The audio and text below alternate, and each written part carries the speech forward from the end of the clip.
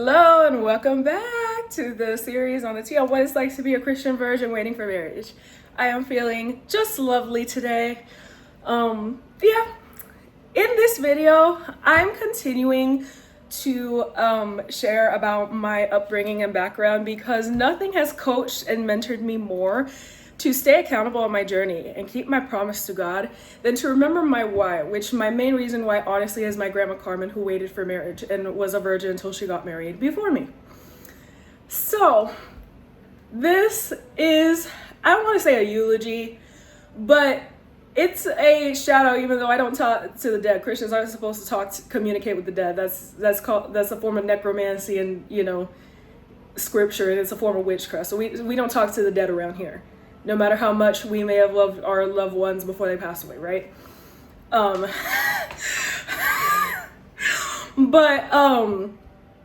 My Papa Ruben, who was my Grandma Carmen's husband, so this is the husband that God revealed to my Grandma Carmen by a dream years before she met him.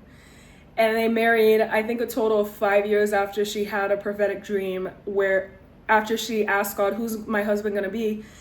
God sent her this dream, and I think a total of 5 years after she had the dream, they got married, and their marriage lasted 49 years till death did they part.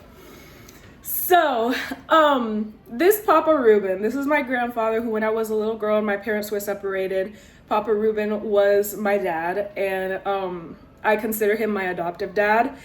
And so I absolutely love, my biological father, my mom's husband. But I do have to say Papa Ruben because he did help raise me. He's had a special place in my heart as my adoptive dad, even though he never formally adopted me. He was my grandpa. It was never legalized, but the role he played in my life was that of an adoptive dad until he passed away when I was 11 in 2013.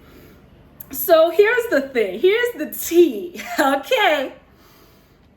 I've been very transparent about the low tolerance that my maternal family had for 304s, hoes, whores, women for the streets.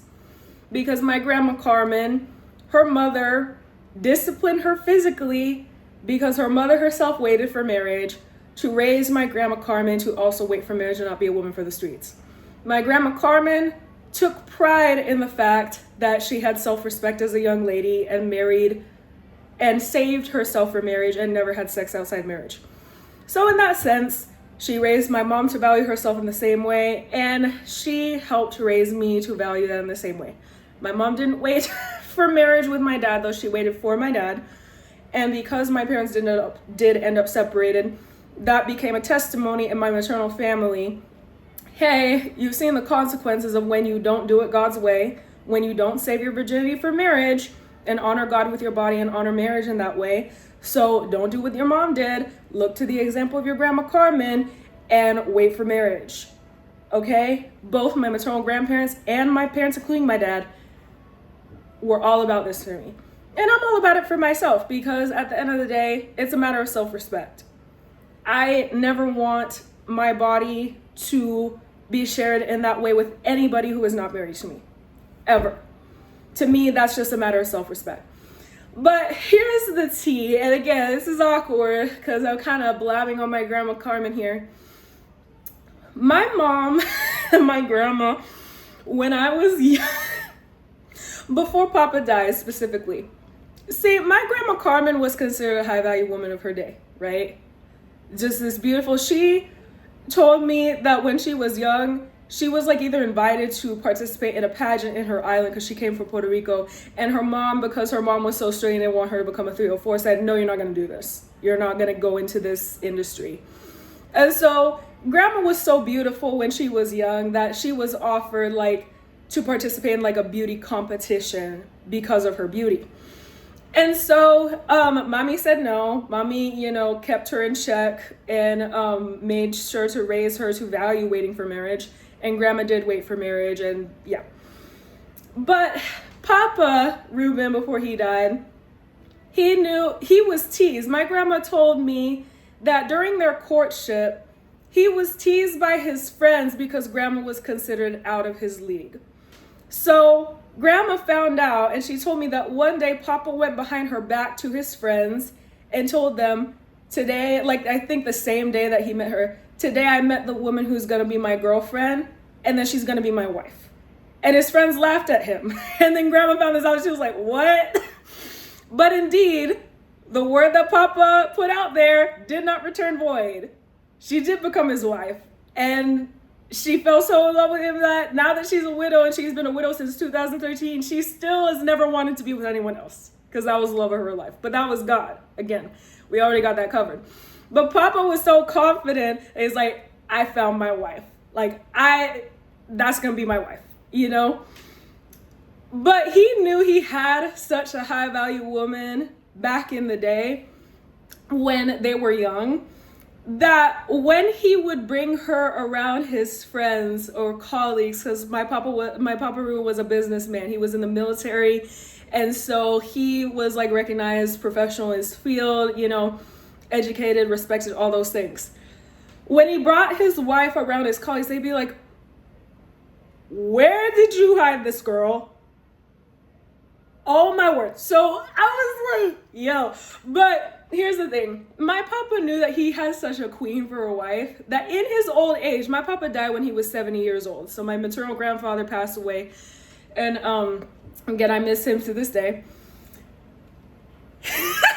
But before he died, so this man was in his 60s, or maybe freshly 70, but definitely in his 60s. I remember him sitting in a chair, and this was in the old house. So I shared my Grandma Carmen's marriage testimony, where she shared it herself from her own, you know, testimony. That house, that was the house where he lived in and where I was raised as a little girl until he died. So he would sit in a chair in that house. And because Papa knew he had such a queen for a wife, he had no tolerance for 304s. And he took pity on men who simped so hard that they got themselves stuck with Proverbs 31:3 women. So we tend to focus on Proverbs 31:10 through 31, right? So that's the virtuous woman. But King Lemuel's mother warned her son in verse 3 of Proverbs 31, do not spend your strength on women, on those who ruin kings. Papa Ruben had a sense of humor because God blessed him with such a queen for a wife, even into his old age, that he was proud to bring her around his colleagues. I think I have, my mom has, you know, a set of photos back there. And there's a photo of him at one of his last, like, military, like, where I don't know if he was either retiring or had, like, some sort of award ceremony for his work. And he took his wife, and she dolled herself up. My grandma dolled herself up. And I was there, and they gave me a bouquet of, I don't know if it was, like, fake flowers or something. There's a picture of me sniffing the fake flowers. So I was spoiled by my maternal grandparents, right? But he was so proud, even to his old age when his hair turned white, to bring my Grandma Carmen around everywhere. So he has such a low tolerance for low quality women. He had a low tolerance to the point where at home, when there was a simp and he found a simp who was doing what Proverbs 31:3, spending his strength on a low quality woman, Papa had no tolerance for that. And the favorite word in my household when I was that age was bimbo. But so we know bimbo means an idiot, a stupid girl, right? An unintelligent girl. My Papa Ruben put a spin on it, and he's Hispanic, so he had an accent from having grown up in Puerto Rico. He was Spanish. He was Hispanic in that way. He was a Latino, and he would put an accent on it, and he'd say bimbot. Bimbot. And it would just send my Grandma Carmen reeling, because Papa admired his wife to the day he died. He treated her like a princess to the day he died, because she conducted herself like a princess to the day he died. It still does to this day. Hello, you can go check her out in that video of her testimony. But he used to say that, and me and my mom would go rolling, because Papa had such a low tolerance for low quality women destroying men's lives that he would just take pity whenever a man chose wrong and chose a Jezebel or a Delilah. Because again, I watched how proud my Papa Ruben was of his wife to the day he died, to the point where on their last anniversary, no, it was her birthday, Papa was, I think, about to turn 70, and he loved Grandma so much that it was her birthday, and he was starting to decline because he died the same year. he was starting to cry and he forgot it was her birthday. I think it was the first time it ever happened. That man, I was there, burst into tears. And Grandma was like, pero Ruben, you know, so in Spanish, but Ruben, like, don't cry about that. I get it. Like, I know you love me. So that was Grandma Carmen being like, you know, don't cry. Like, but that man burst into tears because he adored his wife.